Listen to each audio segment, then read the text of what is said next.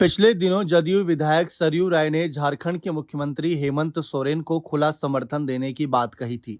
तब उन्होंने बताया था कि बिना कांग्रेस और बीजेपी के समर्थन से भी कैसे हेमंत सरकार चलेगी। दरअसल झारखंड में बहुमत के लिए 41 विधायकों का समर्थन जरूरी है। ऐसे में सरयू राय ने बताया कि झारखंड मुक्ति मोर्चा के 34 विधायक हैं, आरजेडी के 4, भाकपा माले के 2 विधायक पहले से ही सरकार के साथ हैं। अगर कांग्रेस के 16 विधायक समर्थन वापस भी ले ले, तब भी जेएमएम, आरजेडी और माले को मिलाकर 40 विधायक सरकार के पक्ष में रहेंगे। जदयू भी सरकार को समर्थन देने के लिए तैयार है। वहीं दूसरी तरफ सबकी नजरें एक और विधायक यानी जयराम महतो की तरफ भी गईं। उनकी पार्टी झारखंड लोकतांत्रिक क्रांतिकारी मोर्चा के वे विधायक हैं और सूत्रों के अनुसार ऐसे मामले में यानी अगर बिना कांग्रेस, बिना बीजेपी के सरकार बनती है तो कहीं ना कहीं जयराम महतो ने भी समर्थन का भरोसा दिया है।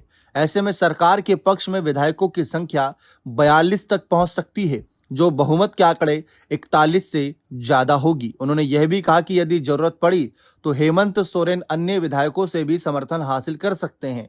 ऐसे में सरकार के बहुमत में बने रहने को लेकर फिलहाल कोई बड़ा खतरा नहीं दिखता। मुख्यमंत्री हेमंत सोरेन बिना कांग्रेस और बीजेपी के समर्थन से भी सरकार चला सकते हैं। बता दें कि झारखंड में भारतीय जनता पार्टी के 21 और कांग्रेस के 16 विधायक हैं। सरयू राय के समर्थन देने वाली बात के बाद एनडीए के सहयोगी दल बीजेपी और जदयू के रिश्तों को लेकर नए सवाल खड़े होने लगे हैं। क्या दोनों के रिश्तों में खटास बढ़ेगी? इसी मुद्दे पर जब बीजेपी सांसद निशिकांत दुबे से सवाल पूछा गया तो उन्होंने सीधे तौर पर जवाब देने से परहेज किया और कांग्रेस पर ही निशाना साध दिया।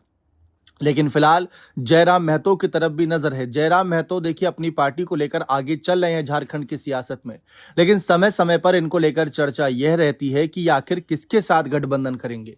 राज्यसभा चुनाव में भी परिमल नाथवानी और प्रणब झा के समर्थन में जब वोट की बात आई थी तो इन्होंने साफ कहा था कि जो हमारे क्षेत्र का विकास करेगा, हमारे क्षेत्र की जनता के बारे में सोचेगा, हमारे क्षेत्र की जनता को आगे बढ़ाएगा, मेरा वोट उसी के साथ रहेगा। और सूत्रों के अनुसार जो खबरें छप रही थी उसके आधार पर तो यही दिख रहा था कि इनका वोट परिमल नाथवानी की तरफ जाएगा, क्योंकि वह आश्वासन दे रहे थे और बातचीत कई और नेताओं ने यानी कई और उम्मीदवारों ने भी इनसे की थी। यानी राज्यसभा के इलेक्शन के वक्त तो शायद इनका वोट एनडीए या यूं कहें निर्दलीय परिमल नाथवानी की तरफ गया, लेकिन अगर सरकार बनाने की बात आएगी और कुछ खेल रहेगा विधायकों की संख्या का, तो हो सकता है कि हेमंत के साथ जयराम महतो भी नजर आ जाए। लेकिन फिलहाल अभी ये सब सूत्रों के अनुसार है, कयास है, अफवाह भी हो सकती है।